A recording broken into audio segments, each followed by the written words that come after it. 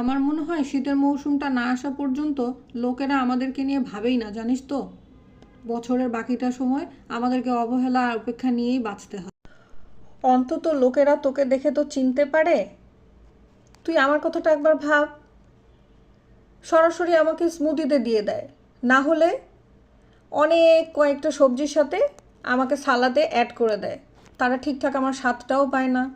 আমি বুঝতে পেরেছি, লোকেরা আমাকে তখনই চেনে, জানিস তো, যখন তারা বাঁধাকপির ঘন্ট বা লাবড়া বানিয়ে খায়, আর না হলে ভাজি করে খায়। তোরাই বল, আমার ভালোবাসাটা কোথায়? হ্যাঁ, সবই শুনলাম, সবই বুঝলাম। আমার অবস্থাটা ভেবে দেখ একবার।